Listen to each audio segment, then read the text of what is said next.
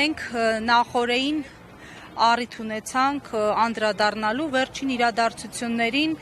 ըստ էության եղավ այն, ինչի մասին եւ սպասելի էր եւ որոշ շրջանակներ արդեն նշում էին, որ պետք չէ այս իշխանությունների հետ հույսեր կապել։ Որքանով է լեգիտիմ, թեև տրիվիալ է այս հարցը, բայց այս որոշումը, տեսակ այսօր պարզաբանում էր ներկայացրել Հովակիմյանը, եթե հաշվի առնենք ոչ միայն հանգամանքը, որ օրենքի կոնկրետ պահանջներ են շրջանցվել, այլ այն, որ շուտով նաեւ ԿԸՀ նախագահի ընտրություններ են եւ այնտեղ նաեւ անձնական շահագրգռության էլեմենտ կարող է դիտվել։ Լեգիտիմության մասին խոսել է իհարկե աբսուրդ է եւ ընտրությունների գնահատականը Հայաստանի Հանրապետական Կուսակցությունը տալու է գործադիր մարմնի հայտարարությամբ, որտեղ արտացոլված կլինին նաեւ ձեր բոլոր հարցերի պատասխանները։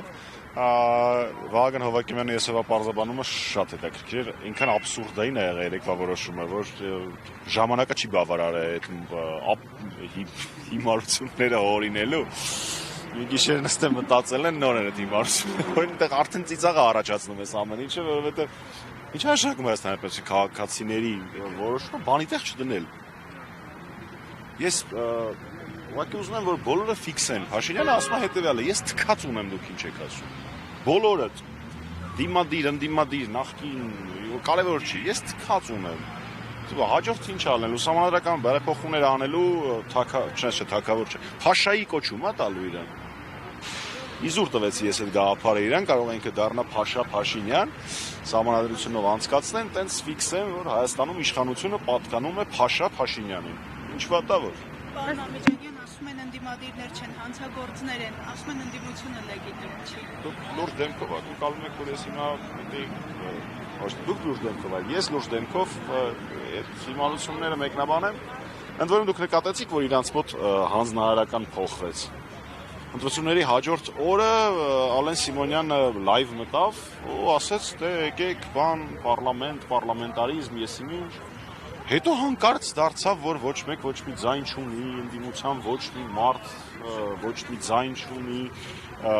առանց փողի, ու խոսքով այն աբսուրդները, որոնք իրանք ասում էին։ Բացարձակ կարևոր չի, գիտեք ինչ է, ասում Փաշինյանը, ասում իր մնացած հրաշքները։ Ես նույնը ասում եմ բավական տևական ժամանակ է, բացարձակ էական չի իրանք ինչ են ասում։ Էականա թե մենք ինչ ենք անում։ Ու մենք ասելով ես որոշ շրջանակների նման չեմ փորձում որևէ մեկի վրա մեղք բարթել, ինչ-որ սլաքներ ուղղել։ Մենք բոլորս, որովհետև եթե Հայաստանի Հանրապետությունը գնային ճանապարհով, որով հիմա գնում է, դրա հետևանքների ժամանակ ոչ մեկին չեն հարցնելու, դու երկրորդ նախագահի կողմնակիցն, առաջին նախագահի կողմնակիցն, երրորդ նախագահի կողմնակիցն, բոլորը հավասար են տուժելու։ Այն մարդիկ, ովքեր չեն հասկանում, որ սա մի Հայաստան է ու բոլորիս միակ Հայաստանն է, ես ճիշտ ասած վաղուց արդեն ձեռնարկաշ է իրանց բան բացատրելուց, որովհետև ես նույնիսկ հիմա եմ տեսնում, որ որոշ թիմեր փորձում են մեզ թիրախավորել, մեզ այսքան Հանրապետականին, մեզ այսքան նախագահ Սարգսյանին, իմ համար դա անընկալելի է, մարդիկ 18 թվականից իսկ մինչև էդ էլ մի 10 տարի պայքարում են մեր դեմ ավելի շատ, քան Փաշինյանի, բայց այդ առանձին պատմություն է։ Պարոն Ամիջանյան, եւ անդրադառնանք այս գործին, Համբարձումյանի գործին, ինչ սպասել դատարանից, այսօր սպասում է կարծեք վճռի հրապարակում։ Այո, ես միշտ խուսափում եմ այդ սպասումների հարցին պատասխանել, ինչի, որովհետև միշտ կա ինչ-որ փոքր հույս, որ դատավորը կվարվի իր խղճի մտոք եւ օրենքի շրջանակներում։ Աստված տա, որ այդպես լինի եւ մեր ընկեր Դավիթ Համբարձումյանը հայտնի ազատության մեջ, որովհետև բոլոր այն մարդկանց համար, ովքեր այս գործից տեղյակ չեն, բացի նրանից, որ այդտեղ գործ չկա։ Բացի նրանից, որ վկաներից եւ տուժողներից մի քանիսը գործի ընթացքում ասում էին մենք ենթադրում ենք, որ